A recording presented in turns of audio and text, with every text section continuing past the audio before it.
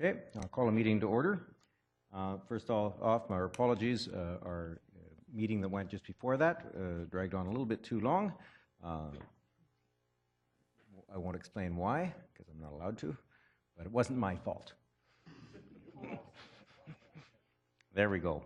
But before we start this evening's agenda, and it's a long agenda, Mr. Clerk, could you please explain who these young people are in the purple shirts? I would be pleased to, Your Worship. Our first item this evening is Real Acts of Caring, and these are students from Maple Creek Middle School, and they're here to present on the week.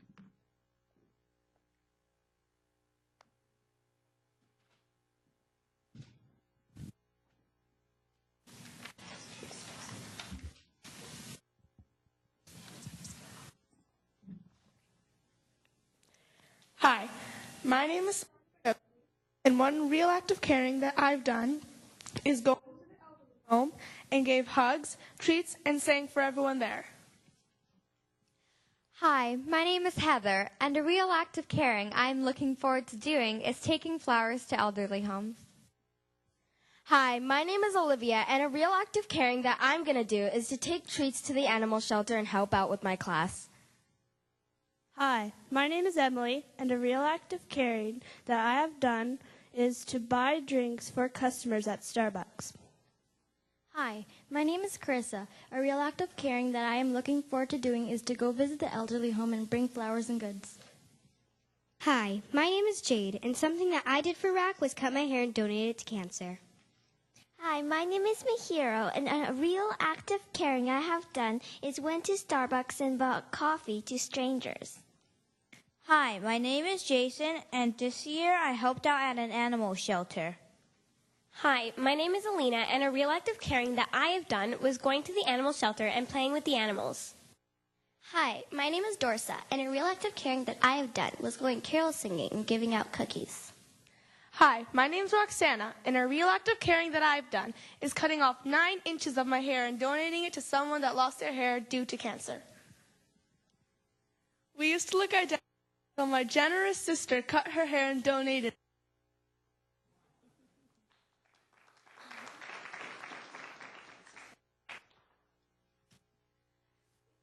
us to present tonight. RAC, Real Acts of Caring Week, is... Actually, if you just step right up to the podium you're standing in front of, and that'll work just perfectly for you. Okay. RAC, Real Acts of Caring Week, is February 14th to 20th, 2016, and is about doing something kind and caring without expecting anything back in return. As you know, RAC has been around for a while. It began at Central Community School in December 2005, and it has spread all over the Coquitlam School District and to other parts of British Columbia, including a few schools in Surrey, Prince George, the Okanagan, and Agassiz. At Maple Creek Middle School, we have 164 people in our RAC club. We go racking all year long. At our school, RAC is taught to us so that we get to experience how good it feels to be kind.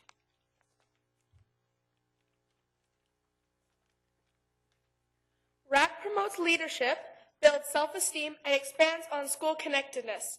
Some of our biggest bullies have now become our best RACers.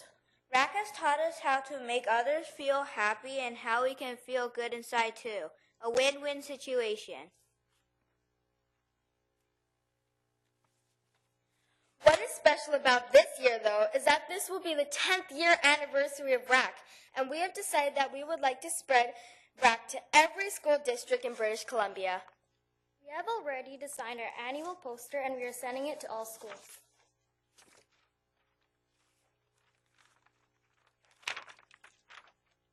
We have a group of students who are savvy with social media and push RAC info on Twitter, Facebook, and Instagram.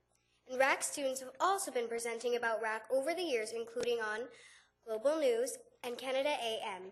And we have a RAC website, which you can find if you Google Real Acts of Caring.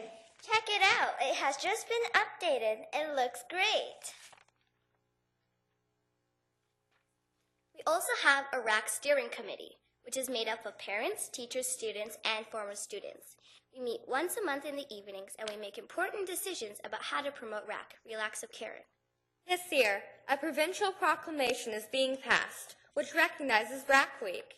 We are asking for you to recognize Rack Week as well in your community, February 14th to 20th, 2016.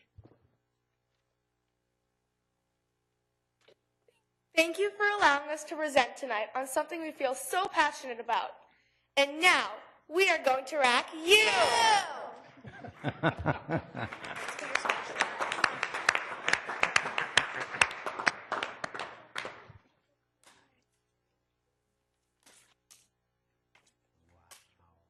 There you go. Thank you. Sonia, thank you very much. That's wonderful. Look at that, eh? Look at that. Oh. Yeah.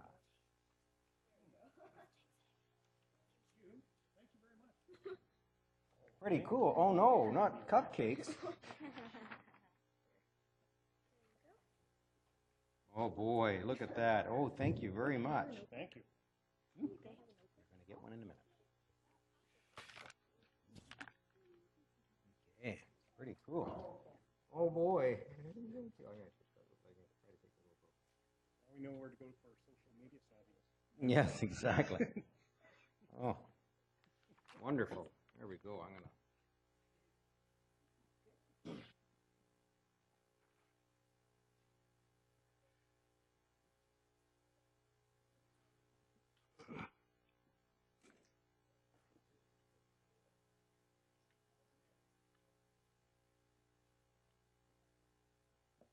Thank you very much.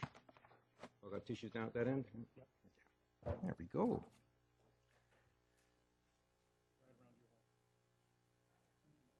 No, not staff. No, we try not to feed staff.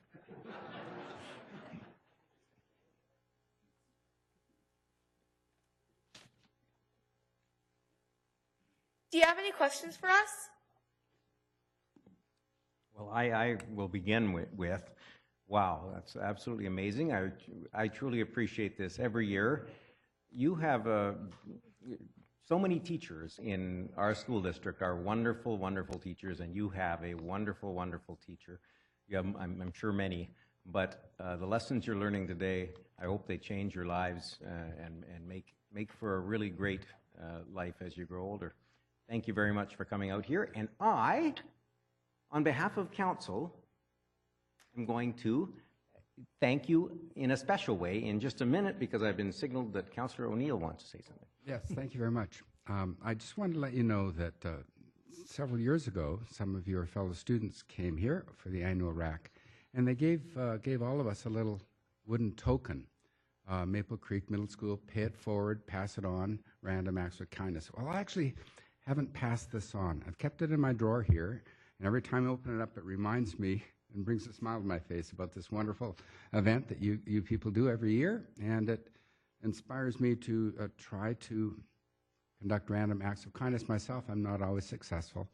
Random acts of grouchiness sometimes, but this keeps a smile on my face, so thank you. And he's clearly not very good at following instructions either. Well, I thank you. And so, I've got a box. Unfortunately, I went with last year and the year before that when there was about 6, 7, or 8 students. So we have a total of 8 of one kind and 8 of another kind, and you'll have to work it out. That's for the kindness.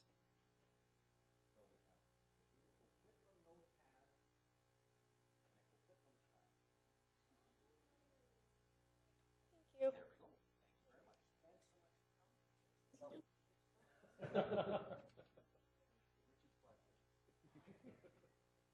Thank you.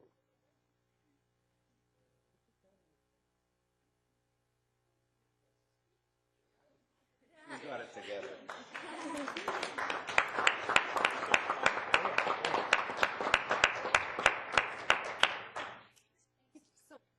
so much for giving us this time, this opportunity to podium. present. I really appreciate this. This is always really, really exciting for them to be able to put together ideas and thoughts and talk about something that's very, very real at our school and in our community. And now all over British Columbia, as they've sent those posters that we just gave to you to every school district in our province. And we have had a provincial proclamation passed. that recognizes Rack Week all over BC. So it's really exciting, something that these kids did. So thank you.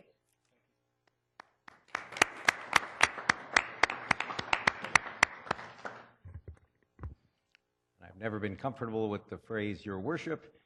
The young lady on the end there has chosen Your Majesty, I think, or Your Highness or something. I like that better. Please take note, council members. Mr. Clerk. Actually, I will, before we get into the council agenda, I will offer regrets. I know that Councillor Zerillo is on her way back, but Councillor O'Neill or Councillor Towner has expressed her regrets. Her daughter is sick today. So,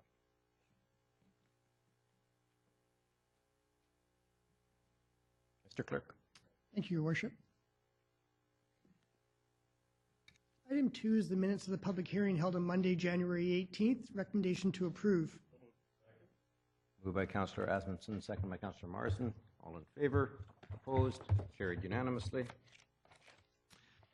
Item 3 is minutes of the regular council meeting held on January 18th. Recommendation to approve. Moved by Councillor Morrison, second by Councillor Hodge. All in favor? Opposed? Carried unanimously. Item 4 is minutes of the Tri-Cities Homelessness and Housing Task Group meeting of Friday, January 8th. Recommendation to receive. Moved by Councillor Wilson, second by Councillor Asmundson. All in, Councillor O'Neill. Oops, do we get the, yes, thank you. There was a reference in those minutes to, it was business deriving from minutes, number 3, Red Brick Properties proposal. I think there was some confusion, and I just want to, I don't need to correct the minutes because I'm sure that this is what was said, but the minutes say that Mr. Burpee spoke in support of the Red Brick Properties proposal, and he reported that the project was approved in concept, though design and variance details will be considered at fourth reading and during the development process. And just for public understanding, I wouldn't mind having the general manager of planning development to give his recollection of what actually happened to Red Brick. I recall that the project was actually, the rezoning, initial rezoning was approved following a public hearing. Was it not? First 3 readings were given, so it's not just in concept. And I just want to get that clarified and just for the record, because we have minutes that suggest something else, and I just need to get on the record that the rezoning did go ahead. Your Worship. Mr. McIntyre. Yes, thank you. That is correct. My recollection is following that public hearing that evening, the rezoning application received second and third readings, and it's being held back for fourth and final pending the return of the development permit along with the variance for the parking request. Good. Okay, thank you very much.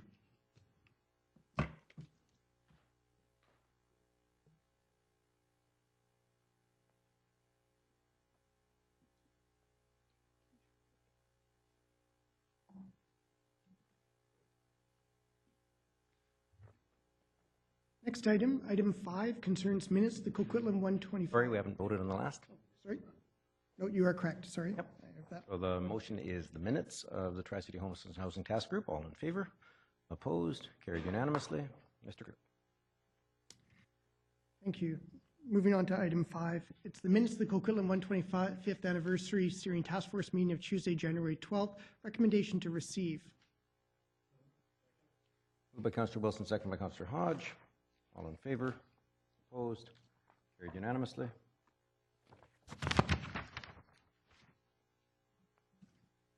Next item, item 6, is minutes of the Riverview Lands Advisory Committee meeting of Thursday, January 14th. Recommendation to receive. Moved by Councillor Hodge, second by Councillor Morrison. All in favor? Opposed? Carried unanimously.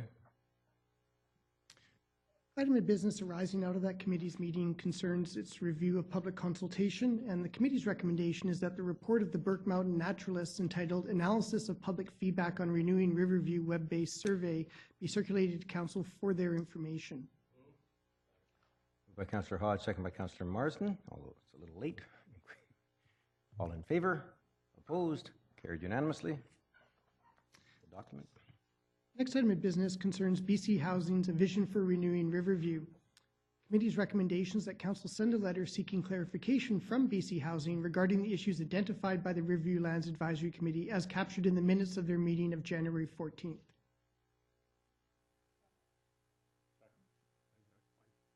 I know I'm going to go to Councillor Hodge, who activated his button before the motion. I'm going to move that Council refer this item 6.4 to a special strategic priority meeting to be held February the 12th.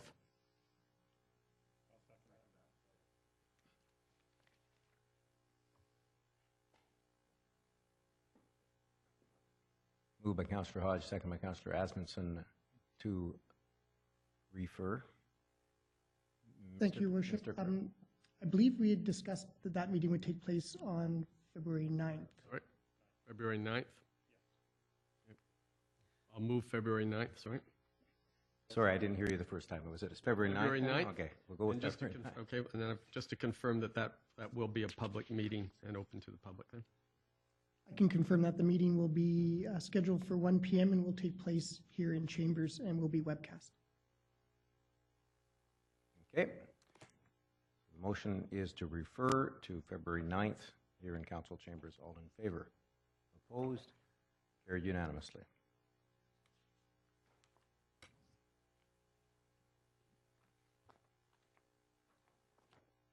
Next item, item 7, pertains to Heritage Revitalization Agreement. This is bylaw number 4596, and a heritage designation, which is bylaw number 4657. This is for the Buteau family residence at 1207 Cartier Avenue. Staff recommendations that Council give first reading to see Coquitlam Heritage Revitalization Agreement Authorization bylaw number 4596. First reading to see Coquitlam Heritage Designation bylaw number 4657, and that bylaws number 4596 and 4657 be referred to public hearing. So moved. Moved by Councillor Hodge, second by Councillor Marsden. Councillor Hodge, is your button left over, or is this for this item? There we go. Councillor Reid. Thank you. Through you to staff, we're missing one parking spot for the house. There's only one given. There's 2 for each of the other homes, but only one given for the original Heritage House. Why is that? Thank you, through your worship. As part of the site planning, when we looked at the site, it's a fairly tight site. Right now, the existing Heritage House on there does not have any on-site parking. And that doesn't mean anything because we're under new parking regulations since that's been built. And they're not proposing to tear it down and rebuild it. They're just, why don't you? They were moving it. yeah, so as part of they're going to relocate the house on the site, provide a new parking pad for the Heritage House, as well as 2 spaces for each of the new houses proposed. But only one for the Heritage House. Correct. That is right. Not possible to get another one in there? Be extremely challenging. You'd start. There's slope on the site as well. Staff felt that the one space, it was an improvement on the existing condition where there is no parking on site, and then the 2 new ones for each additional unit. That's not what our bylaw says, but we'll pass it through the public hearing. Doesn't matter. Thank you. Okay. Yeah, there was a little comment on the side there. An HRA would supersede the bylaw. That obviously it matters to some council members and doesn't matter to others, but an HRA would definitely supersede the bylaw. Okay. Motion has been moved and seconded for an HRA. This is first reading and a public hearing. All in favor? Opposed? Carried unanimously.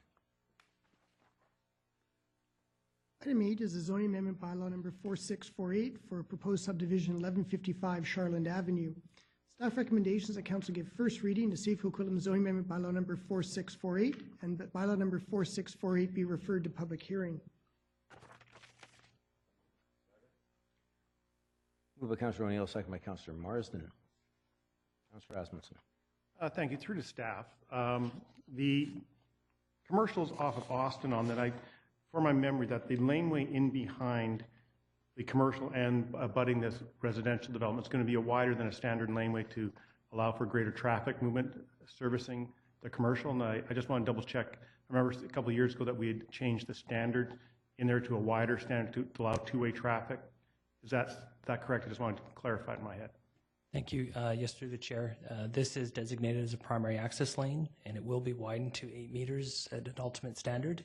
And as part of this development, they'll be dedicating, excuse me, a meter on their property to widen that lane to give greater width there. Thank you. Thank you. Councillor O'Neill. Yeah, just a question about the attachment 4. It doesn't actually show where the carriage home is. Is the carriage home proposed to be on top of the 2-car garage? Yes, through your chair, that is correct. If they were to build a carriage house, it would be on top of the garage there. Good, thank you. Thank you. Anybody else? Nope. All in favor? Opposed? Carried unanimously. Item number 9 is zoning amendment bylaw number 4649 for a proposed subdivision at 905 Sheriff Street. Staff recommendations that council give first reading to City of Coquitlam zoning amendment bylaw number 4649 and the bylaw number 4649 be referred to public hearing. Moved by Councillor Asmussen, second by Councillor Marsden. Councillor O'Neill. Thank you. On page 3 of the report, it talks about some land dedication would be provided by the applicant at no cost to the city, and the dedication is supported by Parks, Rec, Culture. Then a couple paragraphs down, it also talks about the city getting 5% for parkland provisions. And I'm wondering, I just haven't talked to any of the proponents involved in this or anything, but I'm wondering, so they're giving money for essentially parkland, giving land for parkland to begin with, and not asking for anything for it, and then they also have to give 5% as well. Doesn't that make that seems to me kind of double jeopardy or something? Like if they're giving a bunch of land at no cost to the city, why do they still have to give 5%? Well, Mr. McIntyre. This has always bugged me. Thank you, Worship. I'll give the planning perspective on that, and I'll let my colleague and the General Manager of Parks, Rec and Culture speak as to what type of park space they want. Yeah, on the surface it looks like we're getting it on both sides, but the 5% park dedication, that's focused on usable, necessary parkland in the city, and Raul can expand on that, and that's the sort of land that we would also be using our development cost charge funds to acquire. This area of the site, open space, it's quite steep, it's ravine area, it's not valuable for recreational use or sports use in that. It's more just a natural open space, and there's a water course at the bottom of it. As well, it has steep slopes through that area that are rather unstable, so it's usually a no-touch area and just left in its natural state. But Raul may want to comment further about the... Just a little more about that, the SPIA land and the ravine. Is all of that land that's being given to the city SPIA land, or some of it just deemed to be not developable and not good for a park space, but still good for wildlife preserve and green space? Is it all a SPIA setback there? All that ravine area? From the top of bank down through to the other side of the ravine would be deemed to be SPIA. So is that calculation made on a linear meter, or is just on a basis? I thought SPIA was sort of a linear distance from the stream. Or is it just coincidental that it happens to go exactly to the top of the ravine? Or is there another calculation I'm not aware of? The SPIA would be determined by the applicant's qualified environmental professional, the QEP. So the QEP looks at the water course, looks at the topography, looks at sort of that micro area, and comes up with a recommendation as to the SPIA, the Stream Site Protection Enhancement Area, that's to be set aside. And in this case, too, is a major topographic factor because it drops off from the top of the bank down into the ravine into for the unstable slope area. Do we have a square footage, square meter, or even partial of a hectare size of this SPIA dedication here. It looks like it's a fairly big area that's being given to the city at no charge. Do we know exactly how big it is?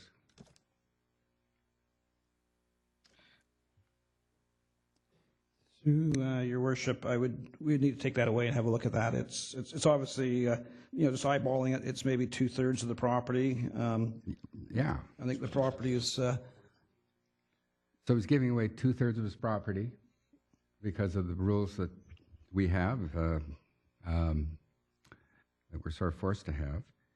And he's also having to give 5% on top for park dedication too, or for park provisions. We're taking an awful lot from property owners when we do stuff like this. It's just, thank you very much. Oh, but somebody else wanted to talk about this. Mr. Parks, Mr. Aloha. Thank you, Your Worship. Just add maybe a quick commentary. Under the rules of subdivision regulation and subdivision bylaw requirements, and there's legislative requirements, the subdivision of creation of 3 or more parcels generates 5%, and the city, all cities actually generate parkland through that process, and that's pretty standard. In this case, that is being met, so that requirement is on the table.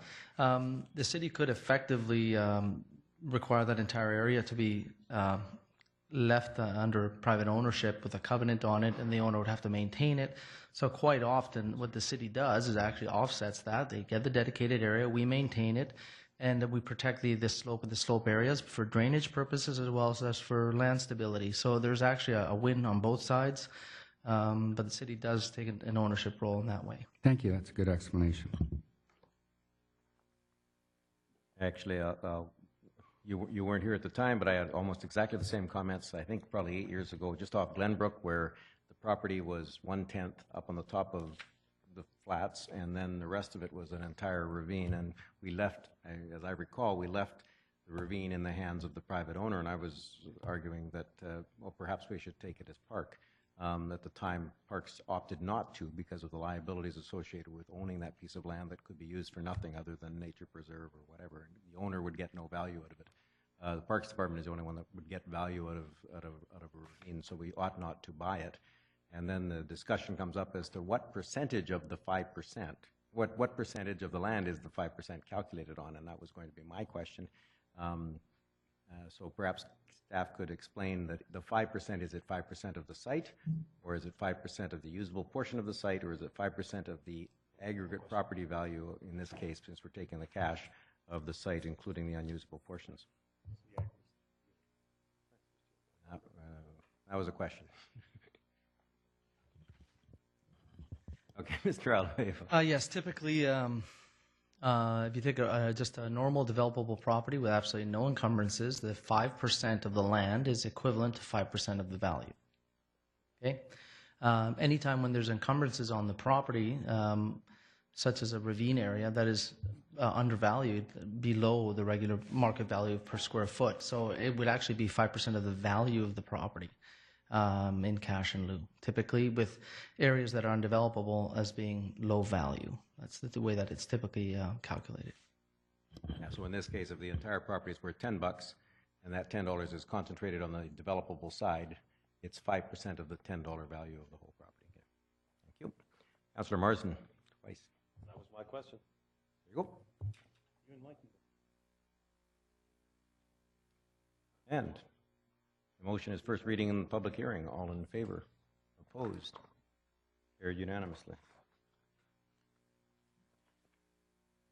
Next item 10 is a zoning amendment bylaw number 4650 for a proposed subdivision at 3541 Sheffield Avenue and 1369 Mitchell Street. Staff recommendations that council give first reading to see if Coquitlam zoning amendment bylaw number 4650 and the bylaw number 4650 be referred to public hearing. Moved by Councillor Marsden, second by Councillor Reid. Councillor Hodge. I've got a couple of questions on this one here. In particular, I'm looking at the subdivision layout in attachment 3, and I recognize some of this that's shown here is outside of the property we're discussing tonight, but it does raise a question, and that is how we arrived at the names of those streets in the next piece of parcel. And I see that one of them, Shea Street, is going to extend into this property.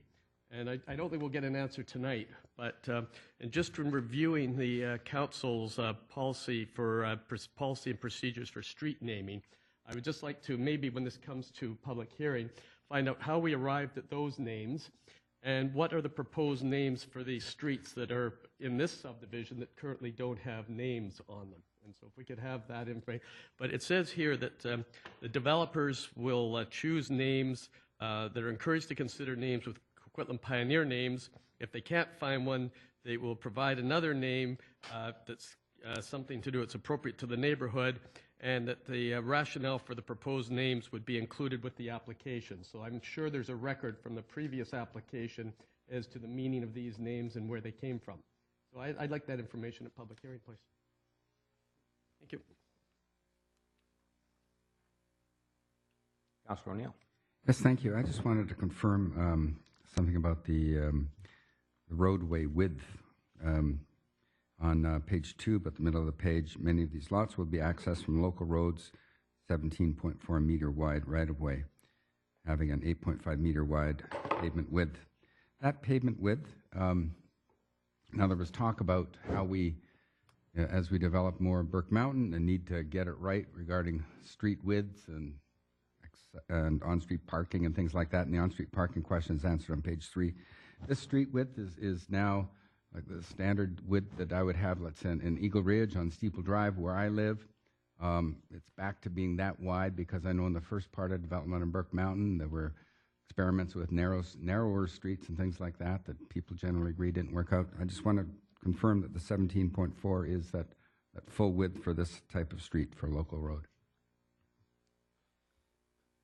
Through the chair, that is correct. It's actually it's the carriageway width is the critical piece here, though. Obviously, it has to be accommodated within a right of way. But the 8.5 meter width of pavement, that's from curb face to curb face. That's a pretty standard for a local single family residential area, and that would provide for parking on both sides within the 17.4 meter right of way. Thank you very much. You, Councillor Wilson. Thanks. This is a lot of houses we're putting in this area. It's right beside a school. When the first, the upper part of this was proposed, I asked about, if it was possible to designate any of the lots close to the school for a child care facility, and I was told, well, probably not, but we'll look into it. And I'm assuming that there is that it wasn't done probably, but because I haven't heard anything. But is it possible for us to plan ahead of time so that we can ensure that a child care facility can go in this area? If nobody wants to do it, then fine, make it a single family house again. But a lot of cities plan ahead for these kind of facilities. I've only been on council for 2 years, and in that time we've had 3 or 4 child care facilities come, and they've been, in most cases, difficult to approve because neighbors don't want them necessarily in an established area. But this is an area that's starting from scratch. We can work with the school district, we can work with the developer to find a spot that makes sense, and we can ensure that the families in this neighborhood have the kind of amenities that I think we all value. But if we don't do it now, then I just worry that in 4 years, 5 years, we'll have somebody coming to us and they want to put a child care facility, in the middle of Strawline Hill Street, and all the neighbors are going to say, no, this is a single family neighborhood. We don't have room for parking. We don't have this. We don't have that. And these families won't have a child care facility within easy access to their house. So, can we do anything? Mr. McIntyre. Yes, thank you, Your Worship. I do recall this discussion. It has come up on occasion when these applications have come forward. And they come forward because there's official community plan policy. The neighborhood plans provide for that opportunity for child care uses to go ahead based on rezoning, but it doesn't require a plan amendment in single-family neighborhoods. The thinking is that a suitable site, a suitable party, they can move ahead on a site-by-site basis. The the alternative would be to look more and sort of pre-plan those locations, and that hasn't been discussed here, and it's something we could take up with the proponent and maybe some further comments at the public hearing, but at this time it's more left to that opportunity and time that would be consistent with the neighborhood plan. But if I'm correct, that means that would come after the fact. When you talk about waiting for the neighbor, I'm not sure I understand what you're talking about in terms of it would come up in the neighborhood plan. If this rezoning application was supported by council and the subdivision goes ahead, that would then create the lots, and that would then provide the basis for someone coming forward and saying, I'd like to propose a daycare at that corner location or this location here. Right, and if during that tight time period a child care provider does not step up, then it's going to be problematic to do it after the fact. Sometimes it is, admittedly so. I guess the alternative is also challenging, is that sort of to predetermine which site's going to be the child care, and that would call on the proponent, the property owner's acquiescence as well, and then trusting that some party will come along and want to make use of that site for that purpose. Yeah, but I guess what I'm saying is, the proponent can designate, two lots, right? Two of the lots that are bordering the school property, designated as a child care facility, and if after a year or whatever nobody wants to do it, well then I don't think I'd have a problem with them returning it back to being a single family lot. But just because you designate it at the start, like, is it that difficult to change the designation after the fact, or is it just too difficult? It would be a rezoning involved, because right now under the neighborhood plan it provides for a rezoning to accommodate a child care center. So you'd have to determine at this stage which properties and set that zoning in place, hold that lot or those properties, awaiting a party to come along that would want to establish a daycare. If they didn't, then the property owner, the proponent, would then need to rezone it back to RS8 or RS9, whatever the surrounding lots are. So tomorrow, for example, the proponent could put out an RFP for someone wanting to put a child care facility in this area. Is that correct? If they wished, they would then need to think about the zoning for those lots, though, in advance. But certainly, if there's an interest at council, we can take this up with the proponent between now and the public hearing to see what their position on that is, and that can be communicated back to council. Well, I mean, in the past, a lot of child care facilities were put in portables on school sites, but those school sites are a lot bigger, I think, than these ones are nowadays. So I worry that there won't be room on the school site for a portable, for a child care facility, and I worry that 5 years from now, we're going to have a fight on our hands with the neighbors who don't want a child care facility in there after the fact. So I would love it if we could be a little bit more proactive in the future on something like this. Thank you. And I think what you're referring to is we do designate land for another important land use, and that is schools. It would be awkward to allow the subdivision to take place and then have the school board have to buy up 27 lots in order to build a school.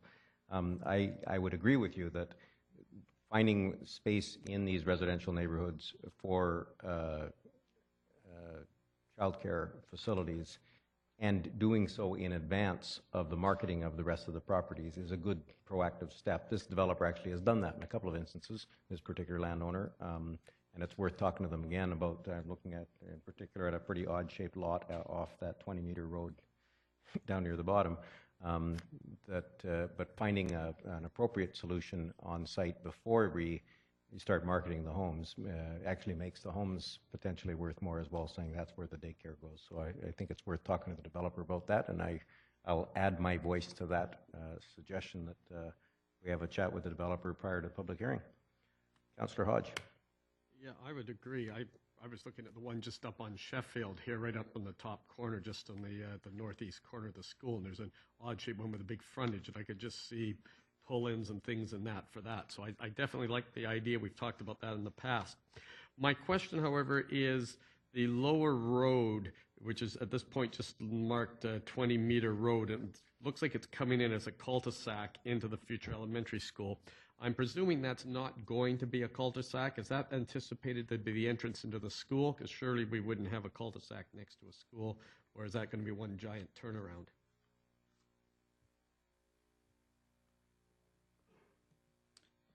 Mr. McIntyre. Your Worship, as far as I know, and perhaps Mr. Alloway want to comment as well, because it ties in with the park planning here, but my understanding is the main entrance is off of the collector, which is Sheffield. That just, the lower road is a cul-de-sac bulb to provide for safe access and egress into those lots at that dead end. I would suspect too, given the grade of the site, that'll be down at a lower level. It may be a convenient drop-off spot for students going to the school, but I wouldn't think it would be the main access into the facility. Well, I'll look to the fire chief to the possibility that, given the slope of this relatively steep terrain from the collector road at the top, I suspect that a required fire lane would probably be on the school property at the lower level in order to allow fire equipment access to the bottom end of the school, which is probably a story and a half below the grade of Sheffield. So I'm only thinking fire access, but nothing else. Your Worship, we can certainly take those questions back and have a look at that and have more information through the public hearing brief. Thank you. No other questions? 3541 Sheffield, its first reading in a public hearing. All in favor? Opposed? Carried unanimously. Next item, item 11, is the zoning amendment bylaw number 4651 for a proposed subdivision at 3390 Highland Drive. Staff recommendation is that council give first reading to City of Coquitlam zoning amendment bylaw number 4651, and that bylaw number 4651 be referred to public hearing. Second. Moved by Councillor O'Neill, second by Councillor Marsden. Councillor Hodge. My question is, I'm going to be consistent with a question I asked a few weeks ago. Looking at Derbyshire Avenue, and I see 4 lots between house number 3393 and 3401. So I see 4 lots and 3 numbers there. So once again, we've run into that situation where we don't have enough numbers to cover all the houses. And I'll save pushing the button for the one down in Victoria, because I see we're going to have the same thing there again. And just wondering when we're going to hear back what the plan is for numbering, because I presume at some point they're going to have to put numbers on the front of these lots, even for delivery of materials and stuff, and how we're handling that. Nobody? No? No comment necessary. Mr. McIntyre. Yes. Good catch. We'll go back and get the details on that. As mentioned before, we are doing a review of the city's addressing system in the northeast, and we have run into some challenges there with the intervals and the numbers available. So, but I understand that they have an approach for dealing with this one. Okay, great. Thank you.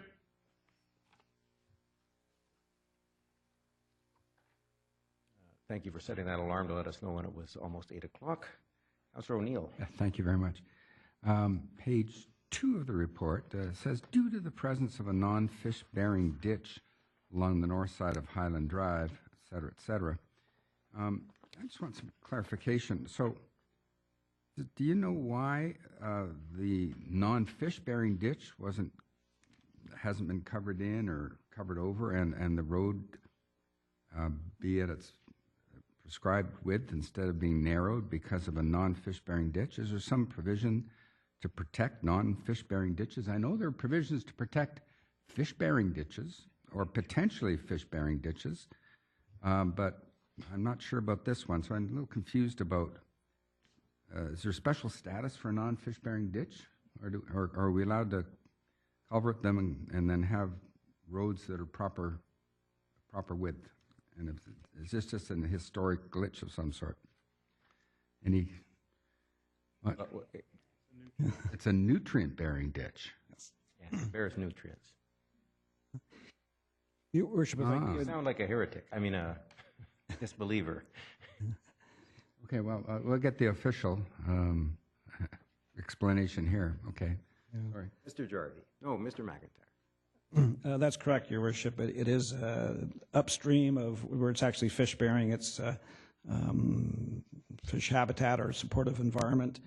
And if council just looks at attachment 2, and that's the official community plan, the land use map, the site to the north, and on the north side of Highland Drive was a townhouse site, and through that development process, that segment of that water course upstream there, which is non-fish bearing, was identified and protected.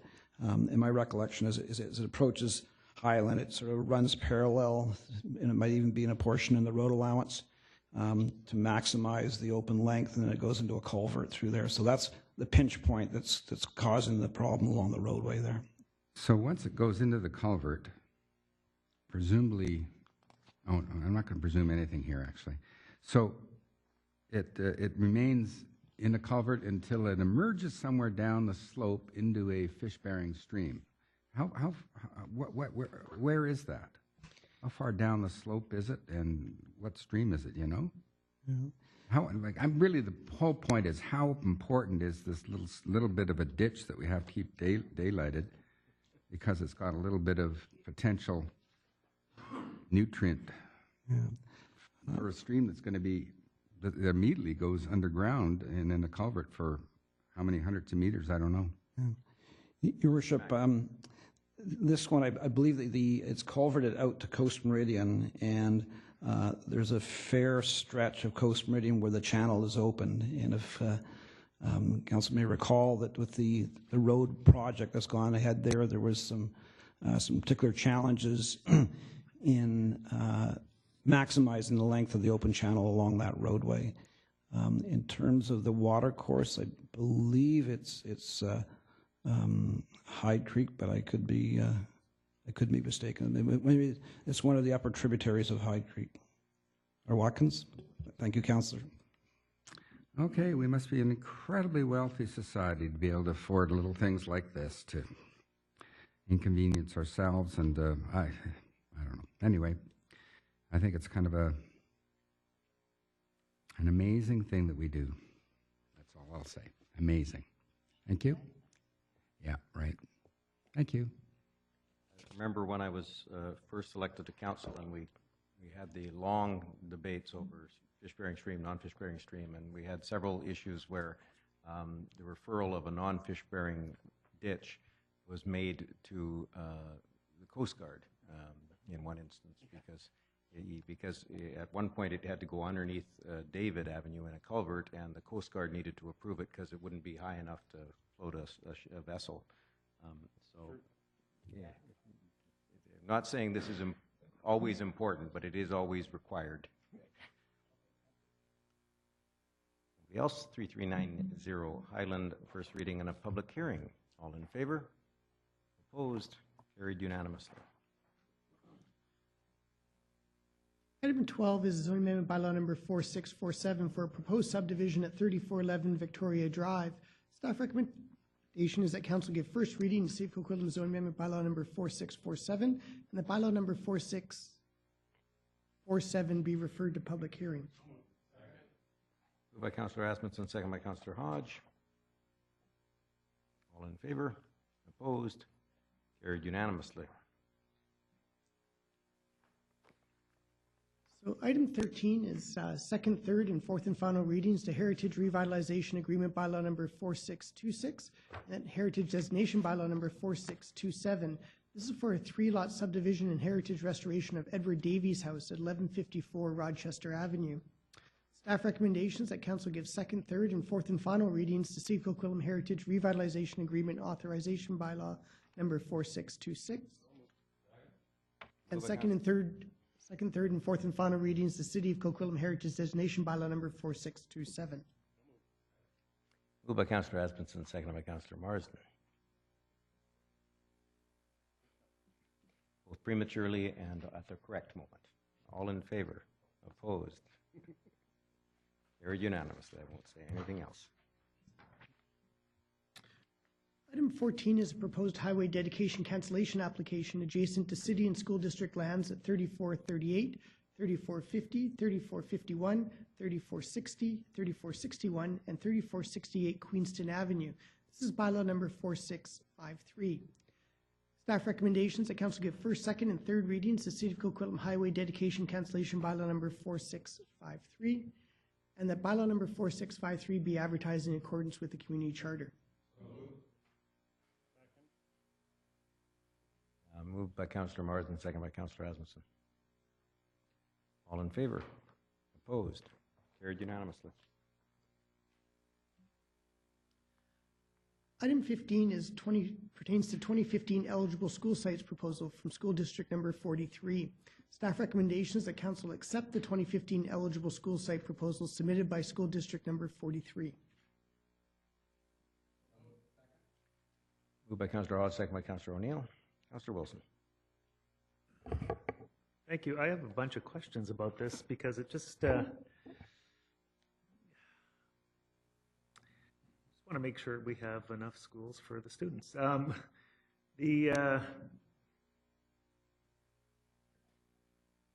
have almost 400 students being added each year, but we definitely don't have one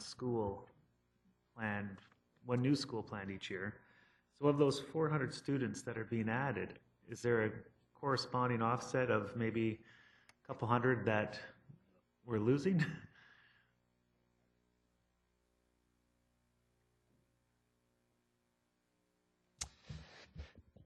Mr. Johansson. Yes, through your worship, to Councillor Wilson.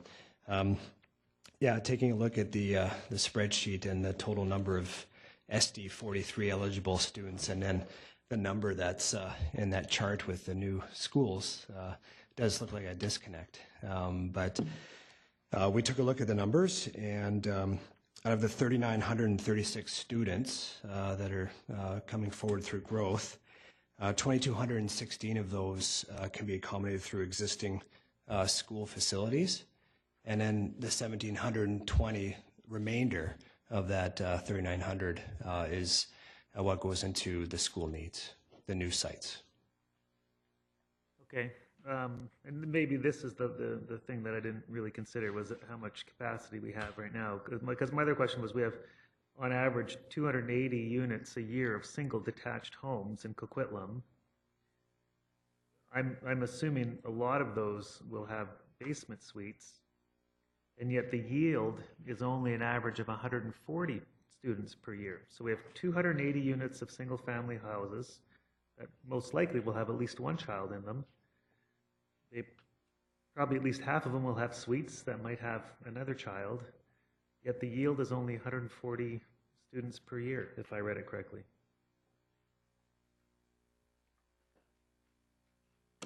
And I mean, I don't want to doubt the numbers or anything, but it just seems these numbers seem really low in terms of what the yields will be on the development. Huh?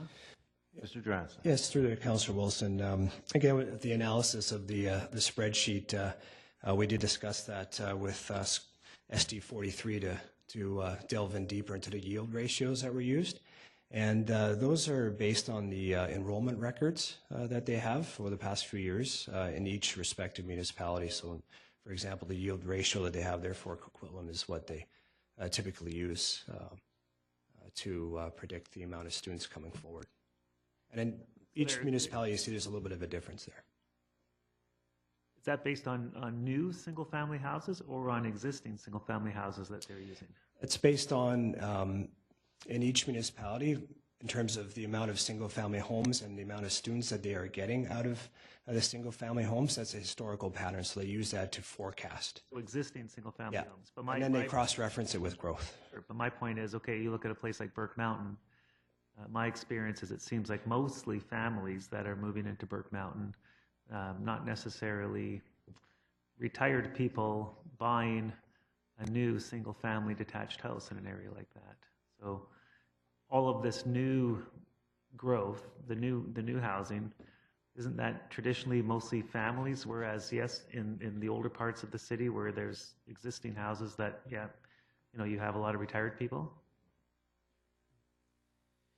Your Worship, yeah, these questions get right at the numbers themselves.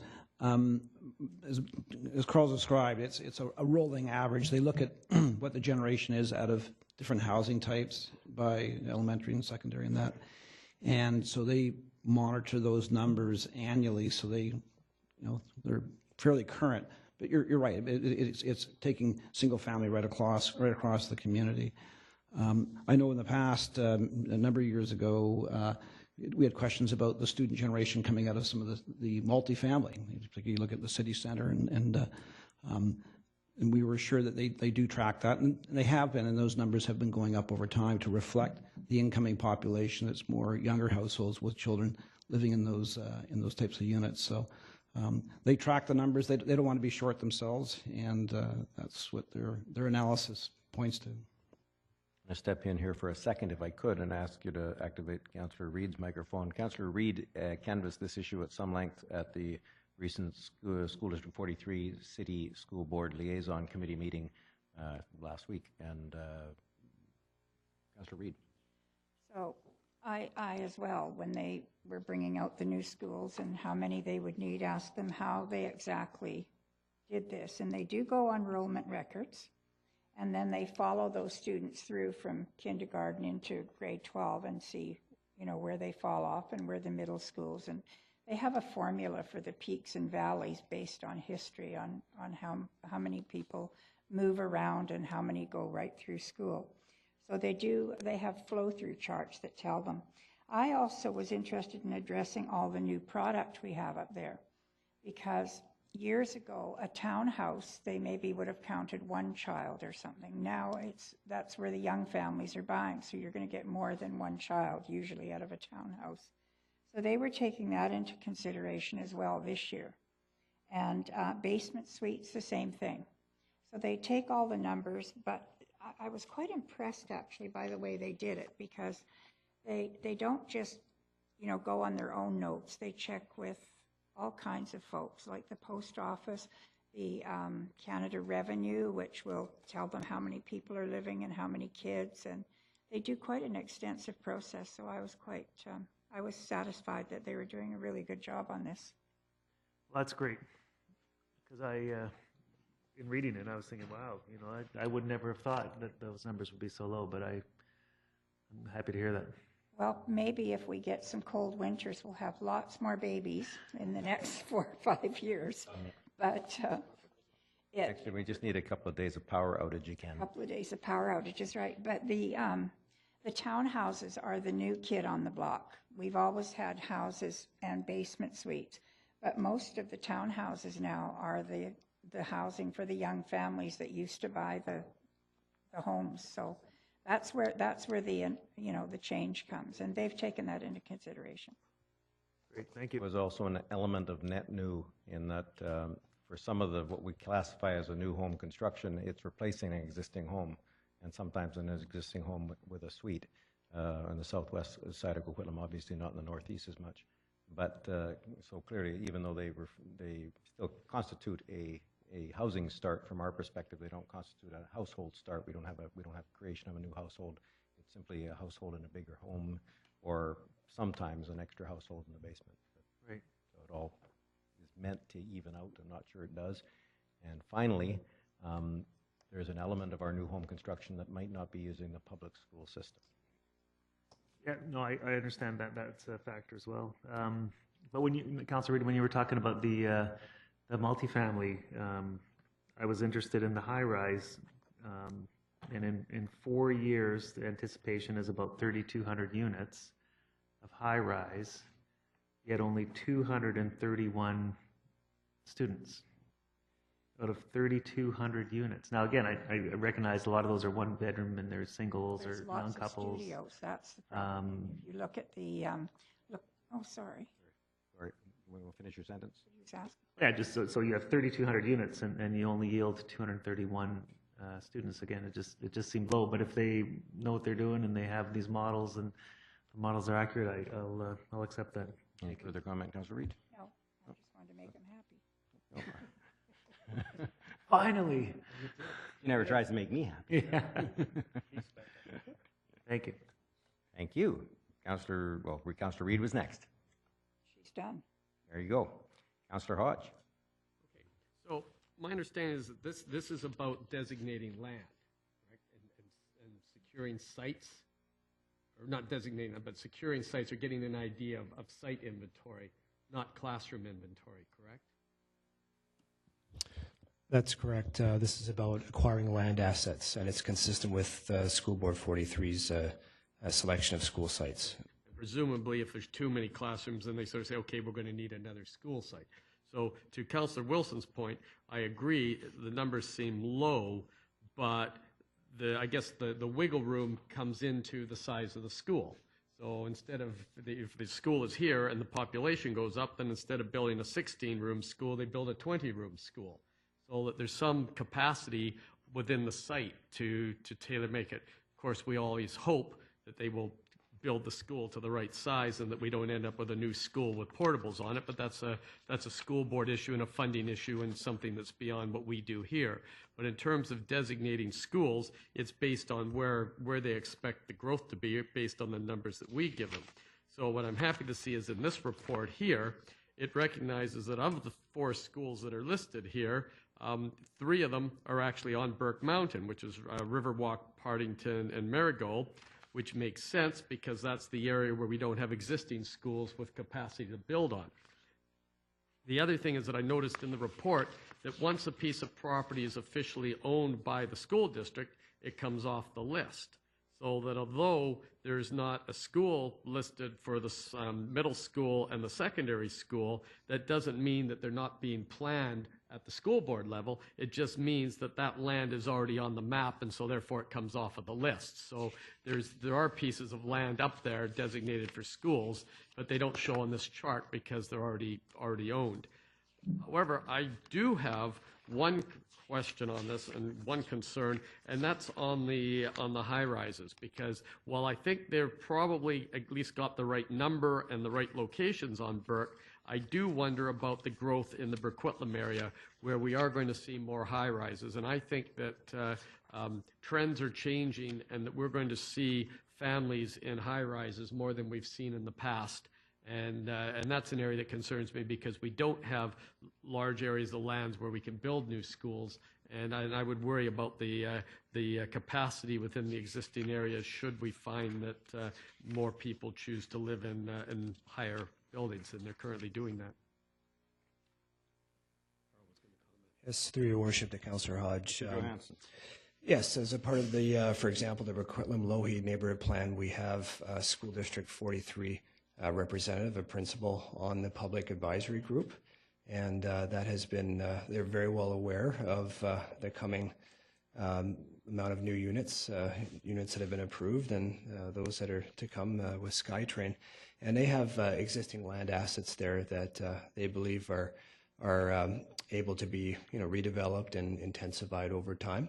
And also with the city center area plan, once we get into that, we will also have the school district on that stakeholder group as well, and be looking at the existing assets they have in here in the city center as well. Because yes, absolutely, like Councillor Reid mentioned, that townhouse is a new single-family home, and of course the condos will also have many families in them as well.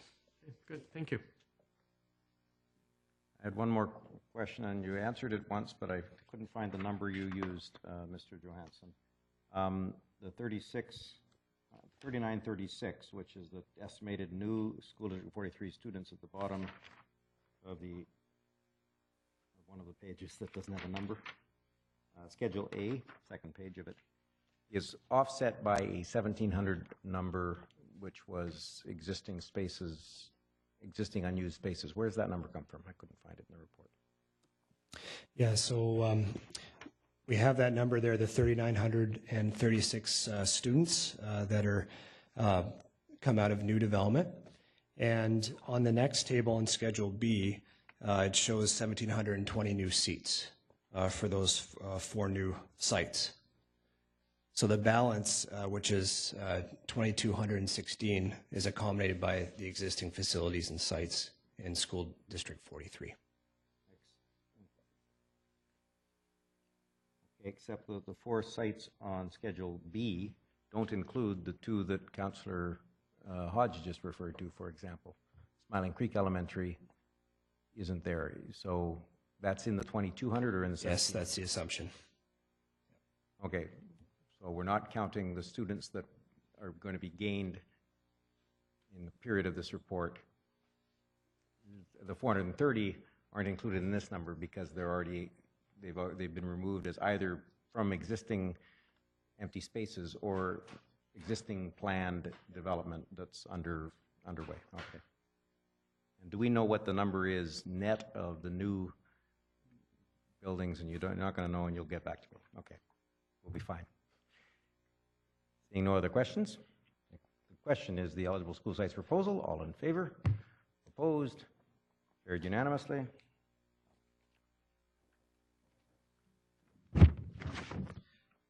Next item, item 16, is the draft regional affordable housing strategy. Staff recommendation is that council direct staff to send a letter that contains council feedback on this item and attaches this report to Metro Vancouver and its member municipalities as Coquitlam's response to the draft regional affordable housing strategy. Moved by Councillor Rasmussen, second by Councillor O'Neill. Councillor Terry. Councillor O'Neill. Yes, thank you very much. Well, my feedback would be to agree with all of the staff analysis. I think the staff has been very good in pointing out inadequacies of the draft regional affordable housing strategy as it pertained to, I think, say it's the proper division of responsibilities. The overarching theme that I think that I want to talk about here is that Metro should serve its members, but this report suggests that we should be serving Metro because the report has, in many instances, the regional affordable housing strategy has, in many instances, provisions that require municipalities to do this or that or that. Now, as anybody who's been following council for the last 3 years knows, we've been dealing with the affordable housing, our own internal affordable housing strategy for this community.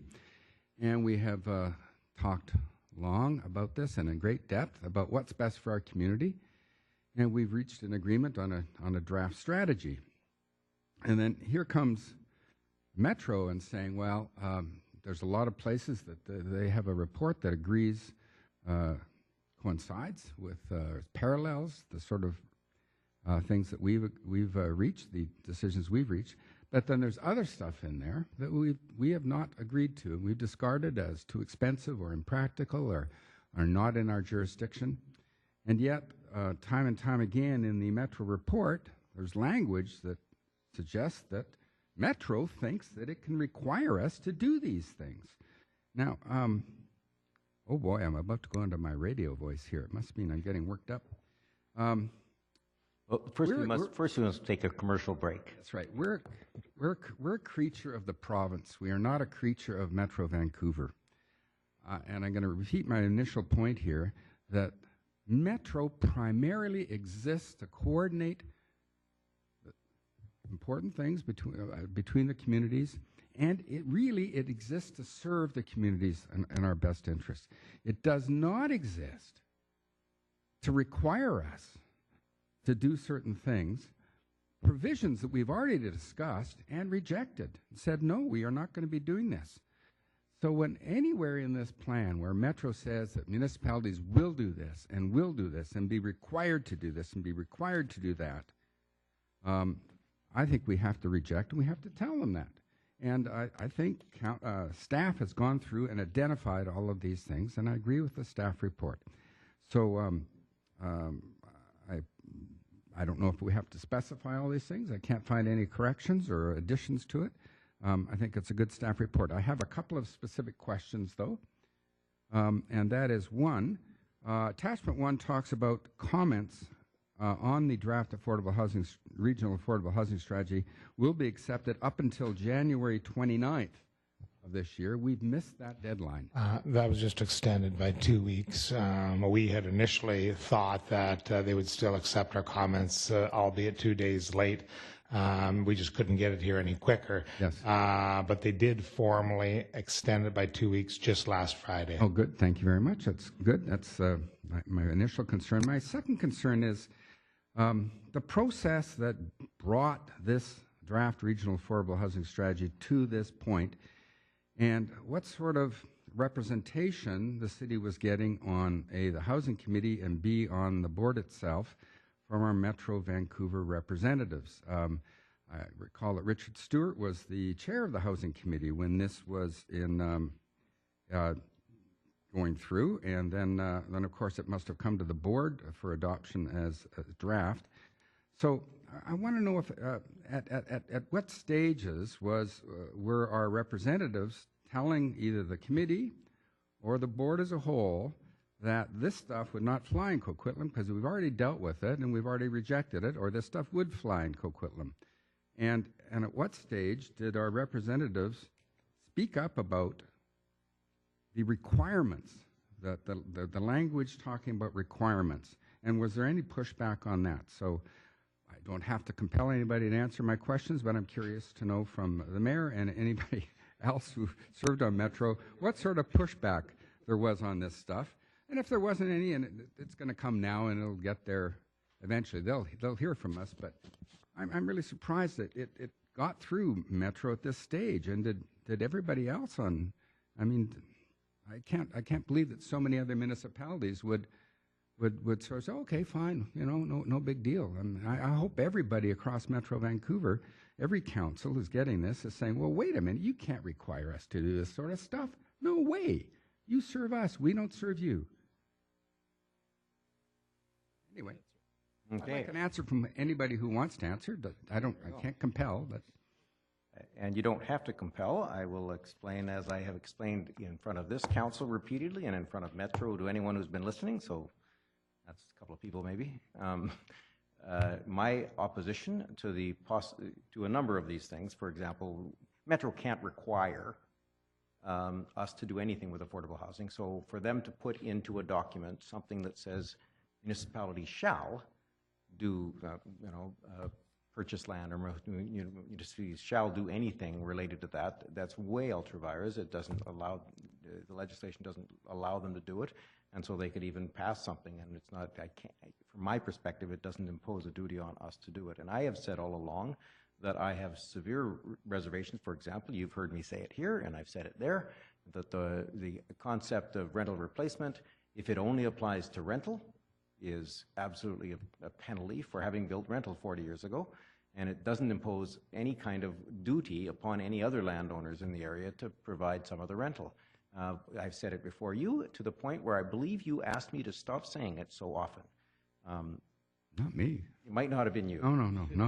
I'm right there with you. I know some people here did, Maybe the other two. And I've said it there. I was on Metro Vancouver's Housing Committee 2 years, the second year as chair. Suffice it to say that I'm not on the committee anymore. I'm not chair anymore, obviously, either. I had specific goals of trying to get our regional affordable housing strategy to be something that could guide local communities in how to almost best practices on how to achieve housing affordability, both in the market and in the non-market housing side. A whole range of incentives, a whole range of perspectives and design issues that would allow local governments to do their job. I had never envisioned, and I told staff that at the outset, that there's no chance that our regional housing affordability strategy will be a regional housing affordability bylaw. Because that's what this is. It's a bylaw, and it doesn't apply to us. Mr. McIntyre wants to say something. If I could jump in first, Mr. McIntyre will wax eloquent on a number of things, but we have not taken this lightly for a number of reasons, and that's why I actually insisted that this report be sent in its entirety to all member municipalities for the very comment that I think many member municipalities don't really realize what could happen from this. The problem that we see it is there is a linkage, the way Metro is pursuing it. They have linked it into the RGS and their regional growth strategy, and they do have some teeth in there, and that was the issue that we actually objected to back when the regional growth strategy was implemented. And I have to say, we did not achieve everything that we had wanted in that way, and so we are taking this very seriously. That's why we're spreading our comments near and wide. We think our comments are very well based in fact, and we've gone through this extensively, as you all know, much more extensively than I believe they have or many other municipalities have had. So that's why we're sending it far and wide, not only to Metro but to others as well. And Jim and or Carl may have some further comments. Yes, thank you, Worship. Yeah, it's a little bit of the Trojan horse again here. It reminds us of the our challenging time we had with the regional growth strategy, but we did review the work. And actually, there was a little bit of a zigzag process here, and I'll turn that over to Carl and Bruce to speak to, because it has gone through some iterations in terms of some of the key policy directions. We are concerned at this point. There, as pointed out in our report, there are areas of alignment with our own housing affordability strategy, which we're frankly pretty proud of. And there's other areas there's disconnects, and where it's going could be a concern. I guess just stressing it's a draft at this point, and we understand they're looking for feedback. It's still part of the consultation process. Let's take them at the word. It's an opportunity to provide that feedback. So, but in terms of the process through here, it's evolved a bit. So Carl and Bruce, they were more directly involved with the Metro Van group with this piece of work. Actually, just before we get to that, I will give you these are the minutes and the process. To how it got here. And let's start. It started a long time ago, but on June 26th was a housing committee meeting with Intergov. It was actually a workshop format facilitated, and it allowed that Intergov and housing committee would both throw ideas on the wall about what should be in this. I read the minutes to that. You read the minutes of that. So that's on June 26th, and the minutes of that then came out on September 11th, effectively as the draft regional housing affordability strategy, with some of those ideas integrated into it, and that was passed by the Housing Committee. Well, actually it was, that the Housing Committee's motion was that the GVRD board approved the release of the draft regional housing strategy attached to the report dated August 18th, entitled Draft Regional Affordable Housing Strategy, distribute the draft strategy to member municipalities for review and comment, and direct staff to initiate stakeholder consultation on the strategy. And that went to the board on October 9th, and the board agreed to release it for the consultation process that we're now in. So that's. I couldn't find the minutes to the September 11th meeting, so I didn't know if there was a division on the vote or anything like that, or was it just... Wouldn't have been a division on the vote, but the vote was to release it for public consultation, and I would have supported it. Okay. And at that Thank point, you. the only other possible vote is not have public consultation. Right, exactly. Something I disagree with. Yeah. So, yeah, it looked like a really good discussion just from the minutes of the June 26th, and there was a lot of things thrown at the wall. And they were actually literally stickers on the wall. Oh, really? Okay. And handwriting on the big poster boards on the wall, and some of them were simplistic. Some of them I'll describe to you later. Yeah. Mr. Johansson. Yes, thank you, Your Worship. Through to Councillor O'Neill, just briefly at the staff level. Like Jim mentioned, the draft strategy has gone through a number of iterations, and there were some concerns also identified at the staff level on some of the language that was in the proposed policy in the regional strategy, and we noticed that some of the policies had tightened up a bit in the latest draft here, so that's why we took a good look through it, and Bruce did a thorough analysis and identified those areas of non-alignment. Yeah. Thank you. I think you did a good job, and I'm glad that one of you pointed out the need to push back. I think it was the city manager, because when I was reading our staff report on this, I thought exactly, I think what the city manager said, that there might be other cities that kind of don't take this in-depth look. And it reminded me of maybe two countries that maybe have overlapping claims to an island or something like that.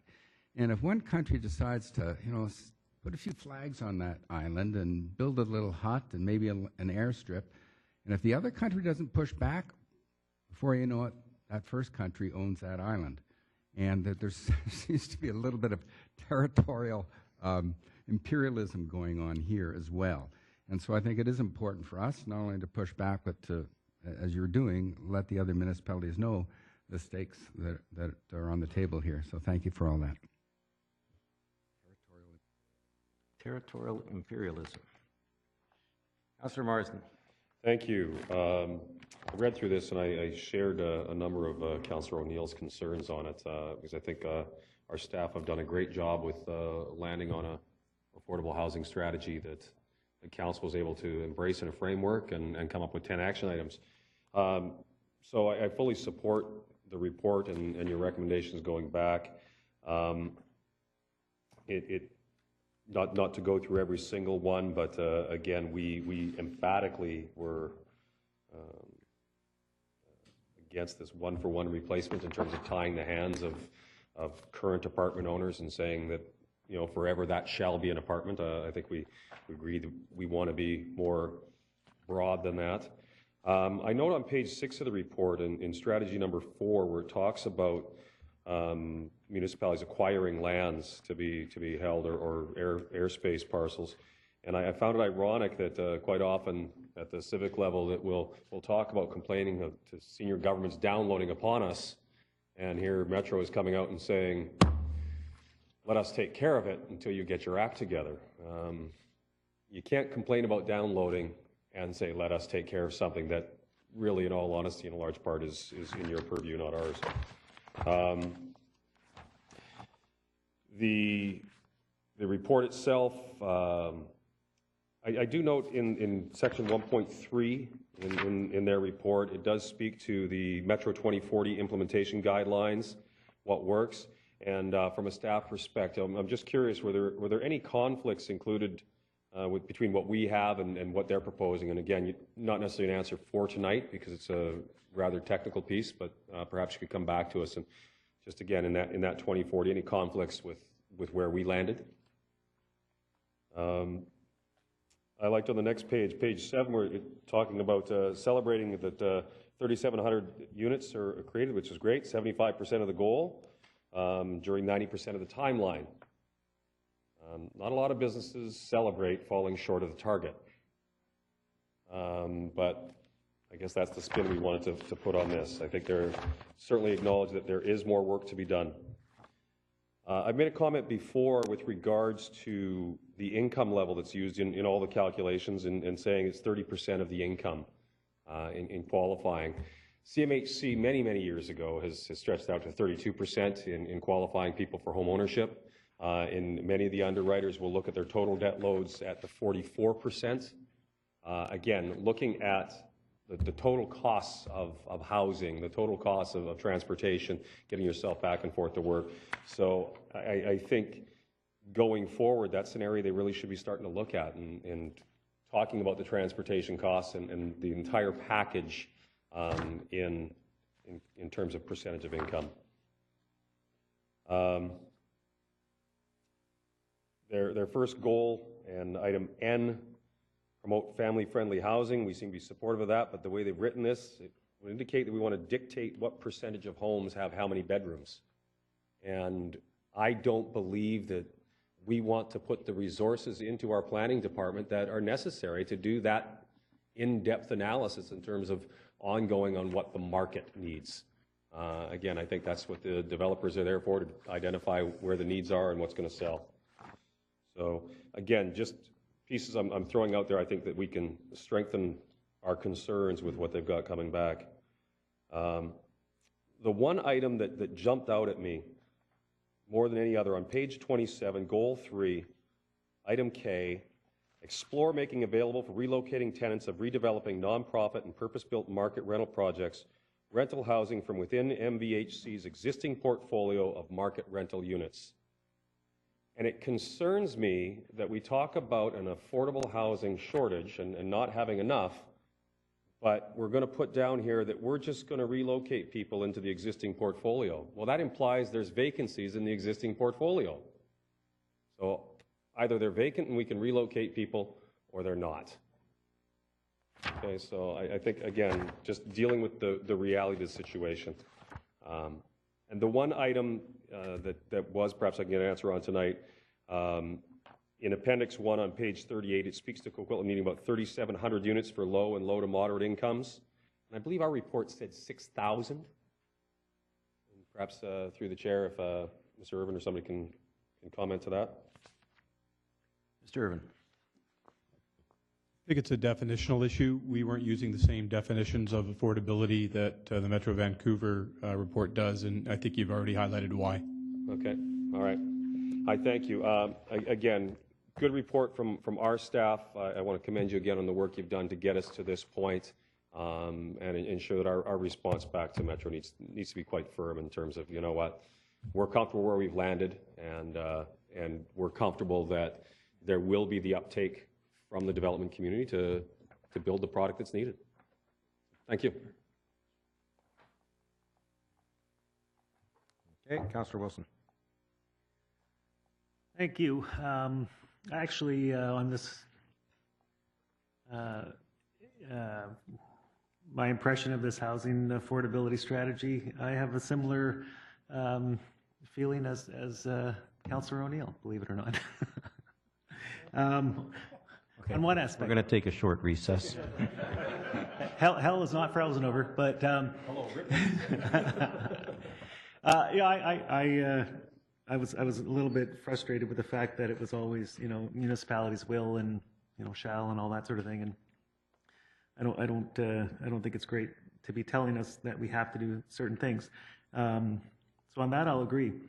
But the thing that I liked about this strategy is, to me, it's stronger than, I guess it depends on your philosophy, but what Metro is proposing, to me, provides more certainty than what our strategy proposes, in terms of,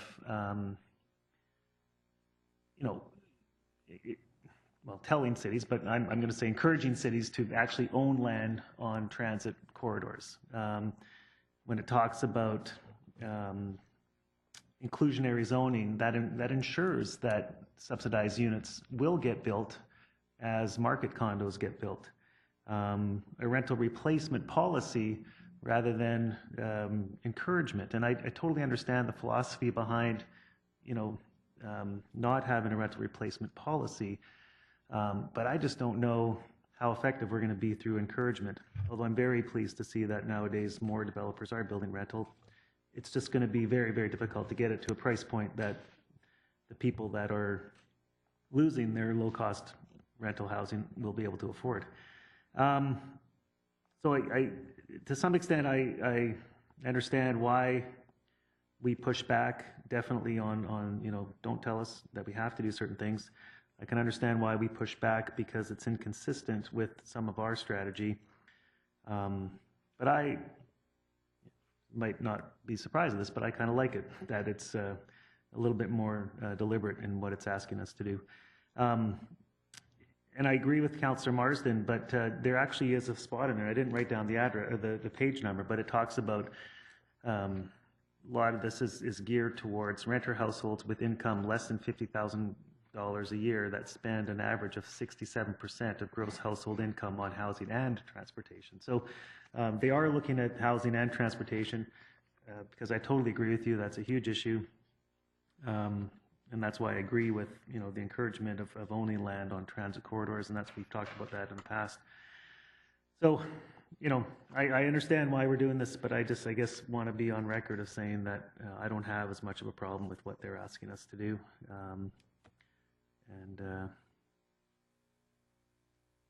Yeah, I'll leave it at that. Thank you. Councillor Hodge. Well, I think that certainly we've identified some areas of difference. But I think, first of all, that the good news in this is that Metro Vancouver, it recognizes that this is a regional problem.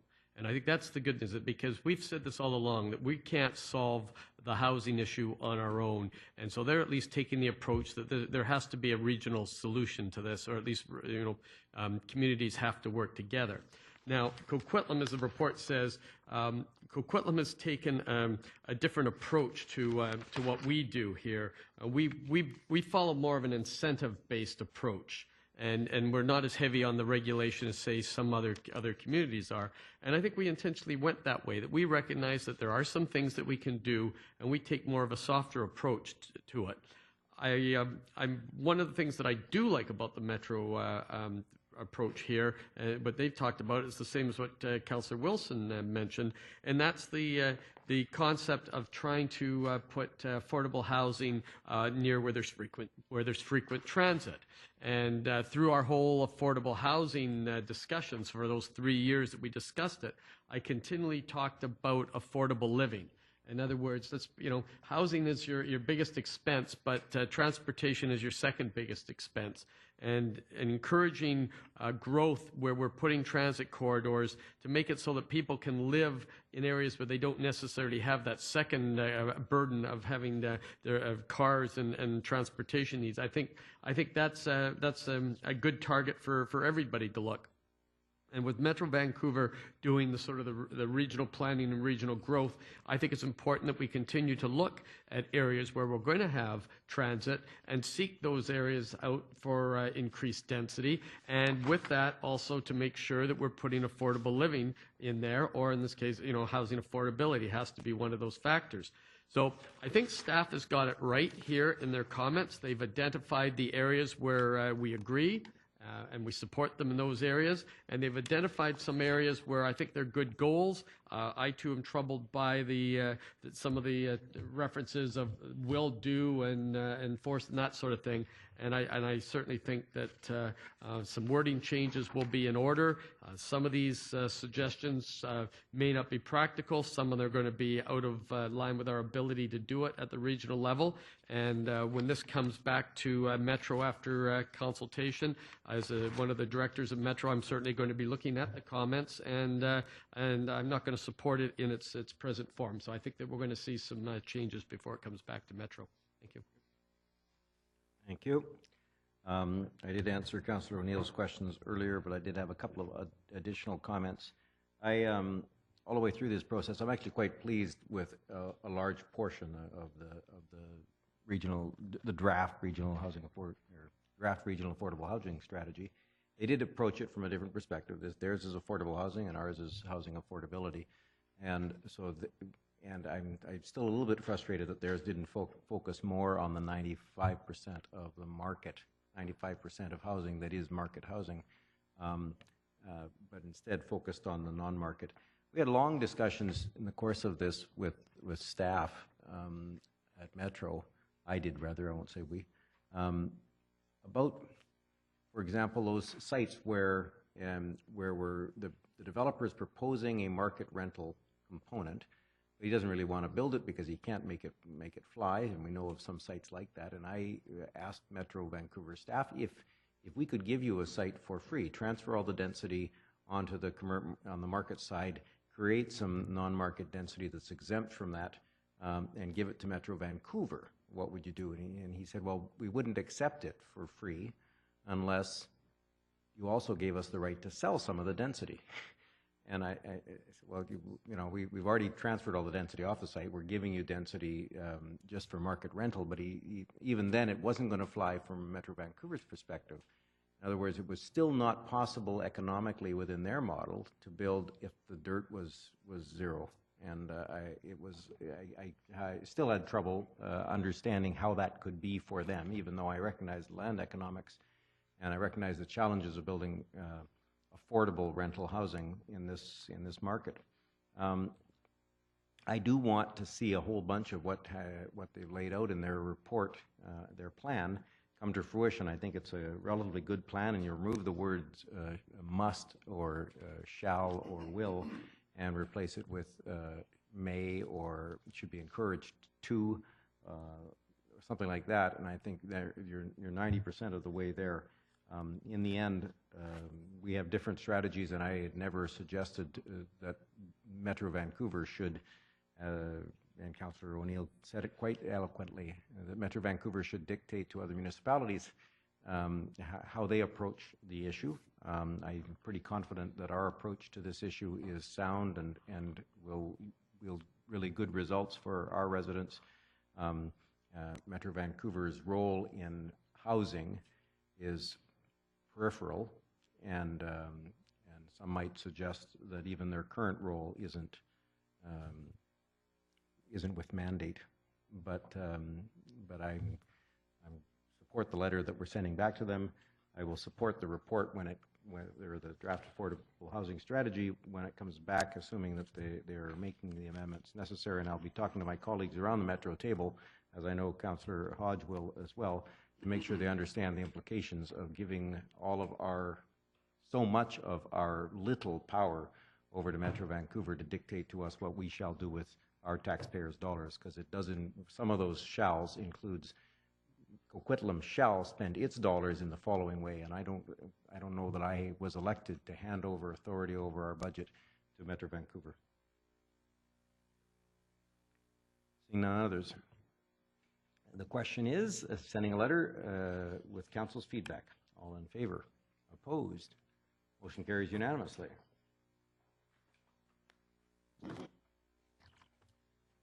Next item, item 17, concerns Welcome to Coquitlam proposed enhancements. Staff recommendations that council adopt the proposed terms of reference for Welcome to Coquitlam as attached and summarized in the report before you. Moved by Councillor Adamson, seconded by Councillor Hodge. Councillor Wilson. Thank you for doing this. I think it's a great event, and I'm glad we're looking at expanding it because I think it just has so much potential. Didn't mention anything about other options other than City Hall, and I'm sure other options were considered. I was thinking of the Pine Tree Community Center, but I'm just wondering if I could get your thoughts on why that might not work and why it's better to rent tents and do it out in the Buchanan Square.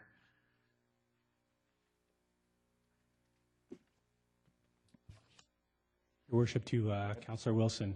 Through the Multicultural Advisory Committee, there have been informal discussions about other venues, but it's been felt that City Hall is a venue for residents to connect with the city in itself, the symbolism of the venue. So that's why we've continued to promote the City Hall in the terms of reference. Thank you, Mr. Gawley. Sorry? I hadn't acknowledged Mr. Gawley. Go ahead. No, I understand that. It just seems now that the event is growing much larger than just city programs and city functions, and I love the fact that we want to open it up to other community groups, because I think that's a big part of what the people coming to these events want to learn about. And so if we're not going to, in there it mentioned something about not doing these short presentations. Does that mean that we won't be using the council chambers for a speech by the mayor and the chair of the Multicultural Advisory Committee, or will that still happen in here? Is that what they meant by the short presentations? But that was the best part, wasn't it? Thinking we could save some space there. Mr. Gawley. Your Worship, to Councillor Wilson. Through 2011 to 2014, we did have presentations by city staff in council chambers. For the 2015 event, we did look at potentially setting up tables in City Hall, or in the council chambers. However, the space is quite constrained, and we just found that it wasn't able to work. So for the 2015 event, we started showing on a rotation basis the city's various videos that we have identifying or discussing our projects and promoting city events. There's no interest at all in moving it to the Pine Tree Community Center? If I could, Your Worship, on this as well, I think one of the big successes of the welcome event is the participation of the other departments and other staff. I mentioned police come to us, fire, and now there's the opportunity here to widen that further. But it's really on that day, and I know some of my fellow general managers may get a little uneasy because their staff have to put the time into it and that, and there's a lot of preparation, but there's a lot of excitement in City Hall, and you have all the various work areas setting up, and it's inviting the public in, and come to your City Hall, meet some of the staff, hear what the programs, meet your mayor, and the council members are here as well. So I think there's an underlying benefit of having it in City Hall. It's the people's place, and we're fortunate with the layout here. So like last year, we had to go downstairs. There was, I think it was Joseph and his group, the engineering group, are downstairs. I think we spilled into the meeting room next door as well, just taking full advantage of the space we have here. So I guess the next logical step is out into the plaza, and if inclement weather, we can deal with that. But really, I think we've got a pretty good facility here, and let's make use of it. No, I agree. I mean, it's great. It's great to do it here, and I obviously a lot of thought has gone into this recommendation, so I'm fine. Thank you. Thank you, Councillor Asmussen. Well, thank you very much, being chair of the Multiculturalism Committee. This has been a great program. It's tied to bringing people in to understand that don't come to the City Hall, to break down that barrier of people better understanding our local government in the Civic Hall, seeing the council chambers, seeing where they can go to get their information. The expansion also is tied to events and organizations that directly affect the City of Coquitlam and what residents would use within the City of Coquitlam. We want to keep it focused.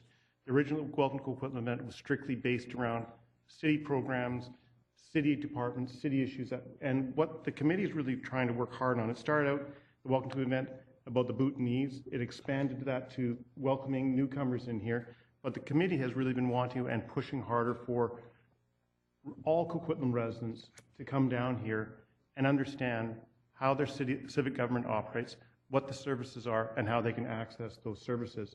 And moving out to Buchanan Square seemed like the most logical idea from the committee to keep it connected to City Hall in that vein. So that's why they were doing it. But the committee has done a tremendous amount of work. I'm looking forward to the expansion of this, and hopefully that the expansion can be more than just for our Centennial 125, but moving forward in the future. Thank you.